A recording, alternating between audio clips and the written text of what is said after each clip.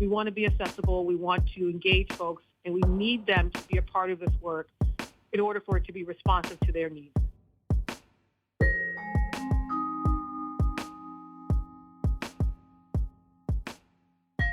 Hi there, it's WAMC News Director Ian Pickus. And on this episode of the WAMC News Podcast, the Massachusetts Attorney General outlines a new strategic plan.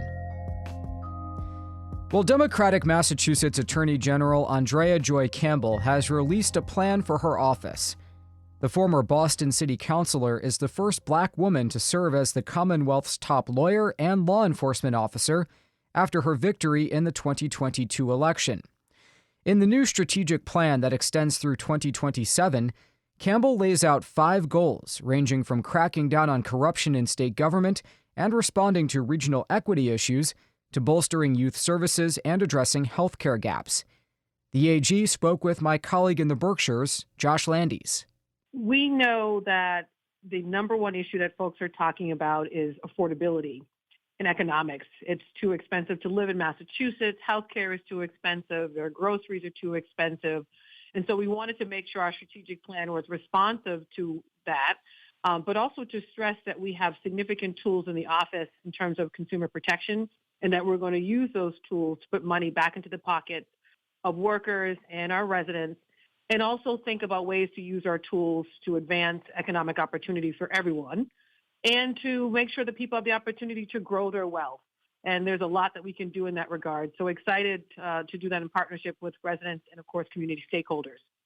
So what's that going to look like? Who are you going to use those tools on to achieve those goals? So, for example, if there are folks and companies targeting residents, bringing about scams, and we're seeing a lot in the housing context, folks literally trying to steal people's homes from underneath them through different types of mortgage products that are designed to take the wealth out of someone's home or to take their home from them. So significant scams in this regard. There's a lot that we can do to hold folks accountable with respect to that. We are the statutory ratepayer for the Commonwealth when it comes to utilities.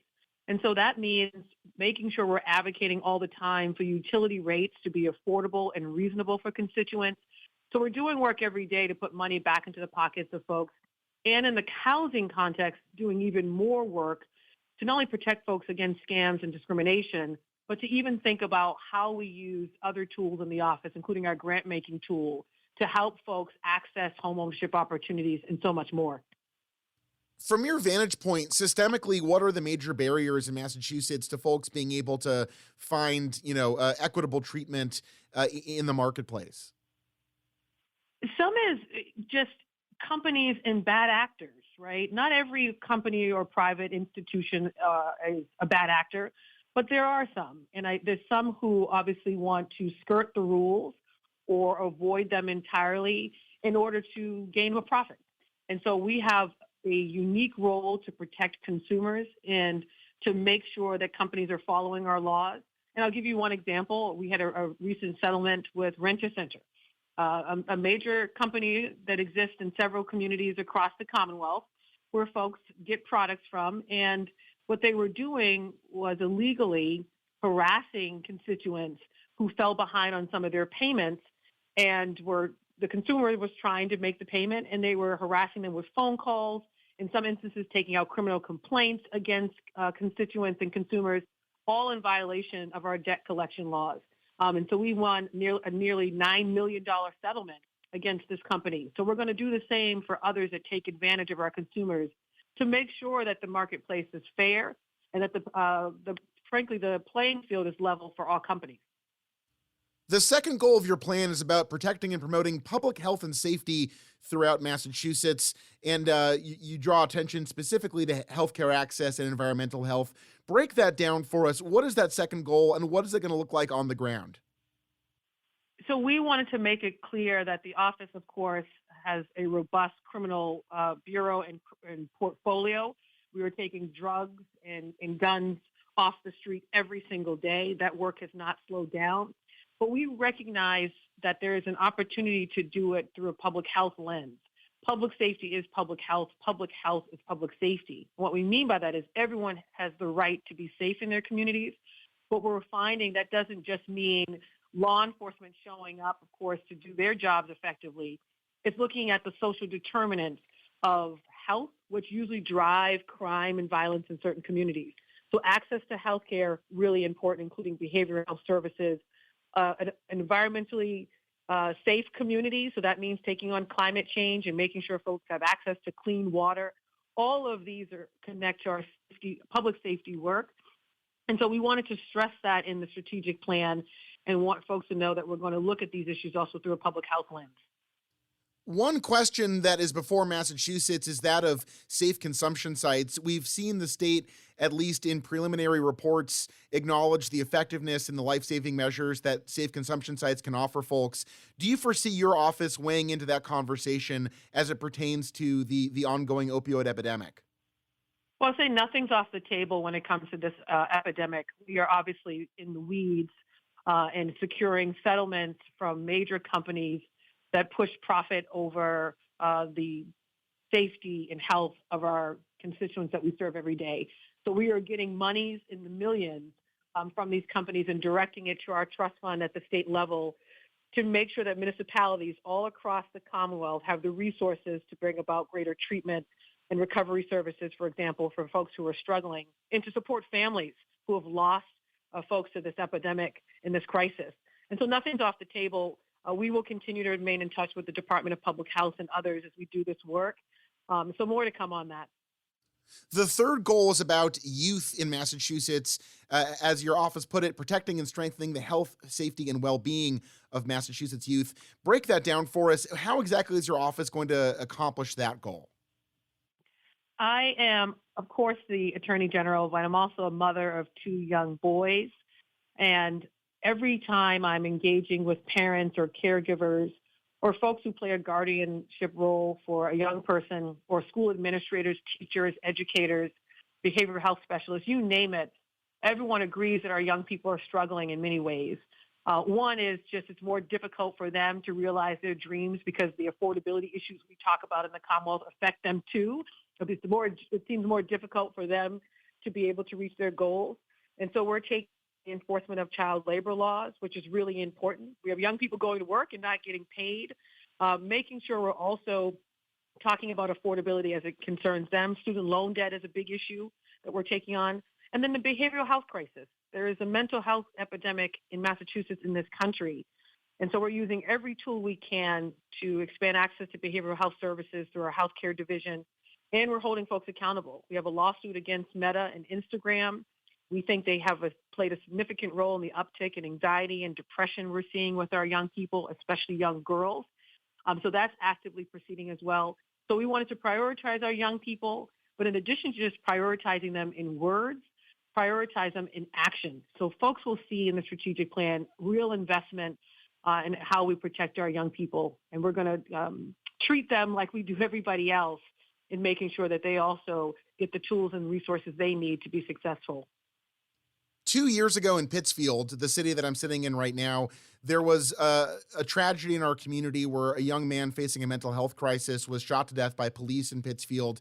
There was a lot of conversation about what it means to bring more mental health resources to the fore when it comes to issues around emergency services in Massachusetts. Will your office be weighing in at all into conversations like that about alternate emergency services that would take the onus of mental health crises off of the police and onto other services? Absolutely. And I will just stress it also ties into not only protecting our young people and residents generally, but also the public health and public safety framing. We have a state police unit within the office that I oversee that does remarkable work every day. We work with local law enforcement, federal authorities all the time to protect our constituents. And we all agree that when you are engaging with someone who is in crisis, usually law enforcement is not in the best position and given the resources to deal with that. We know there are some municipalities in the Commonwealth that have resources to bring to bear when it comes to behavioral health teams that support law enforcement, either within those departments or separately. Not every municipality has that. So I think this is not just work in our office. It has to be work that we do with the governor and the administration, EOPS as well, and others. But it's actually top of the list, including training of our law enforcement, and there's a direct role we can play there too. The fourth goal in your plan concerns corruption in Massachusetts government, holding the powerful to account, to quote your press release. Break that down for us. What exactly does that mean? And do you have anyone in mind when you talk about that? We heard loud and clear, and I say we, it wasn't just me on the campaign trail, but also members of my team, that public corruption exists in Massachusetts, and people had different examples of what that looks like for them. And they wanted an AG's office that would prioritize those matters and really enforce the idea and the principle that no one is above the law. And we've made that crystal clear that we're going to take on those matters, whether you're an elected official or not, it doesn't matter. We're going to enforce the law equitably for everybody. We expect our constituents to follow the law. No one is above it. And that also means looking at governmental agencies that may be either abusing their power, misappropriating funds. There's a role that we have to play there, or changing policy and practice. This is criminal legal reform. We're actively looking at our wrongful conviction statute, people who are wrongfully accused or sentenced, I should say, and later found to be innocent. There's work that we are doing actively in that space. So there's a lot under this umbrella, but it's, I think, very responsive to what we heard on the ground and from constituents. Would that focus be on the Massachusetts State Police at all? We had earlier this year yet another example of troopers within that agency abusing their power, in this case involving CDL licenses and a bribery scheme. Absolutely. No one is above the law. In this particular case and some other matters, it is the U.S. Attorney's Office that is taking the lead. And there's some involvement from our office in different ways, including holding state agencies accountable for some of those CDL licensor issues. So we will always do our part in holding everyone accountable. And we hold ourselves to the highest standard. If you are in government, if you're a public official, it should be the norm that you operate with a sense of integrity. And we expect that from everyone who does this work on behalf of constituents and, frankly, who do this work paid by public resources. So we want to make sure we're holding everyone accountable and protecting the resources of our Commonwealth. The fifth goal is about expanding the range of your office, the Attorney General's office in Massachusetts, to work effectively throughout Massachusetts. Again, I'm speaking to you from Western Massachusetts, where concerns about regional equity and a lack of state presence and funding tends to dominate local conversation when it concerns the State House on Beacon Hill. Can you break down that fifth goal to us and how we'll relate to Western Massachusetts, where that sense of inequity tends to hold considerable strength? It's a great question, and regional equity is first and foremost. We lay out in the plan the values that we are going to lead or sort of inform the work as we do the work. And that includes dignity and doing it with a sense of empathy and compassion, but also equity. And that means regional equity. I spent a lot of time in Berkshire County, not only with the local elected officials there, with community-based organizations, youth-based organizations. And I heard loud and clear from folks in the western part of the state. And we often have to remind folks that Worcester is not the western part of the state, but it is, as far as Berkshire County, that we're not only going to continue to show up there, and I personally will continue to show up there and already have, we're also going to resource the work out there. And I'll give you one example. Our maternal health grant that we put out last year, $1.5 million to close the disparities that still exist when it comes to maternal health. And we funded organizations all across the state as far as Berkshire County, and have been intentional in making sure that counties in the western part of the state are not left out and left behind, that the people who live there are not left out and left behind. And we'll do the same in our housing work, looking at manufactured housing, looking at our rural communities and what faces them. So we set that as a goal and a priority because we absolutely understand the concerns that people have around regional equity, and that we hear them loud and clear, and we're going to not just listen to them, but we're going to take action to address them. One of the dominant stories in Massachusetts over the last year has been about the influx of migrants to the Commonwealth. I'm interested, as it pertains to your strategic plan, what are your thoughts on how legally the Commonwealth should handle these folks who are coming into the state, often in situations of great crisis and in need of great support? One thing I love about being the Attorney General of Massachusetts is that we have not only an incredible state, we have some of the most progressive laws in the country. We are the leader when it comes to our healthcare institutions, our higher ed institutions. We have an incredible philanthropic community, of course, community-based organizations, just so many riches. So naturally, people are going to come here for better opportunity. And we have always been a Commonwealth that have welcomed folks from different countries, going back to the foundation of the Commonwealth. And I'm proud of that. And so now we have an opportunity to step up and to not only welcome migrants here, but to give them the supports and resources they need and deserve, as we did for so many other generations of folks who have prospered here in Massachusetts. We're doing our part. One thing that we did early, I should say last year, is put out a grant to legal aid organizations that are on the ground providing technical assistance to migrants who are coming here, doing just amazing work to assist, including those seeking asylum and other things, path to citizenship, making sure they had the resources that they needed. I'm so proud of that grant, which was almost $800,000. We're also working, of course, with the administration and others when it comes to housing. So we're doing our part and proud of that. And then lastly, I will say we worked with attorney generals across the country to push the Biden administration on the work permit authorizations and making sure those were happening actually faster, and led the way on that. And then, of course, the governor followed with a letter, and others did as well. And we've seen some changes there to allow these folks who are coming here to be able to access job opportunities, because folks want to work, and of course, then be able to move into a permanent home or some type of permanent housing structure. So we'll keep working hard, aligned with the values of the great Commonwealth that we are also blessed to live in. I wanted to ask you about your office's legal fight against National Socialist Club 131, a neo-Nazi group in the Commonwealth. It relates to what we were just talking about. You talk about in the suit how that group has targeted newly arrived immigrants. Can you give us an update on that legal effort? That is continuing to unfold, but it's a lawsuit that we filed, of course, against NSC 131, a neo-Nazi group, and this is how they describe themselves, who frankly want a Commonwealth that is only for a pure white person, right? And so we're not going after them because of these beliefs. Instead, we're going after them because of the conduct, where they're going out and patrolling neighborhoods, causing serious disruption and violating the civil rights of our residents, violating our public accommodation laws. You're going to a library, for example, and you are blocked access because they are protesting because they don't like who's inside of the library. So we have made it crystal clear we are not proud that this group was formed here in Massachusetts, but we have a role to play in holding them accountable for this conduct and this behavior. And we're not doing this alone. New Hampshire, which is a Republican attorney general I work closely with, he has also filed a complaint against this organization for similar conduct in New Hampshire. So we believe in accountability. We also believe that people have the right to exercise their civil rights, and that this is not just about who they're targeting. This affects all of us.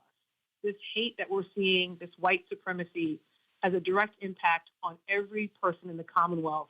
And of course, we want to model a loving community and a Commonwealth that protects the civil rights of everyone. So we're going to continue to proceed with this case. And so more to come. We will keep folks updated along the way.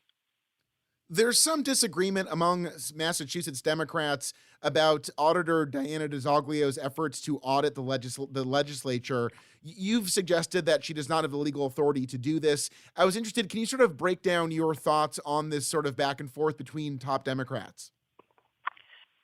I have made it clear that I believe in transparency. I come from the city council before joining, of course, this incredible AG office, and push for the expansion of public records laws, and other ways to promote greater transparency. And I still believe in that. But my job also as the chief law enforcement officer of the Commonwealth is to implement and enforce the laws as they currently exist. And we spent a lot of time not only engaging with the auditor directly in her team, the Senate president and their team, as well as the House leadership and the speaker and his team. And based on our thorough analysis, including reviewing all the materials that the auditor sent us, it was crystal clear that she does not currently have that authority to audit the legislature as she has described that she wants to do. There's, of course, is a separate ballot initiative. We approved that ballot initiative that she is also pursuing, and that's up to the voters. If it gets to that stage, it will show up for them to vote on, and we'll proceed from there. But currently, my job is to enforce the law as it is, And we made it crystal clear, and I think a letter that was very detailed as to why she does not currently have that authority, while at the same time, of course, continuing to push for greater transparency. To wrap things up, let's sort of circle back to the strategic plan. As far as actually, on the ground implementation of this plan, when are folks going to start seeing some of these goals start to move forward here in Massachusetts in 2024? I think folks already are. If anything, this strategic plan is already in motion. It is just taken some time for us to coordinate across all of our offices, not just our Boston office, our Worcester office, our Springfield office, our New Bedford office, and all of our teams to put it on paper and to put it in a way that was digestible, not just for lawyers, but for the average person. And I'm really proud of that. But we are taking on companies that are stealing money from our residents every day. We're actively in court prosecuting criminals for bringing violence and guns and drugs into our communities. We are out there training and doing Know Your Rights trainings and, of course, engaging with folks in Berkshire County and Western Mass. We are also putting out monies, including, as I mentioned, the maternal health grant and other grants that are going into community, including Western Mass. So the work is ongoing. Now we're focused on our implementation plan, right? It's a strategic plan, and now we have to continue to implement it. And I just want to remind folks, we cannot do this work without them. So if they're on social media, to follow us at Mass AGO. And if they're not on social media, to check out our website. We want to be accessible. We want to engage folks, and we need them to be a part of this work in order for it to be responsive to their needs. Okay, that does it for this episode of the WAMC News Podcast. Thanks so much for listening, and thanks to Josh Landis for that interview. Until next time, I'm Ian Pickus.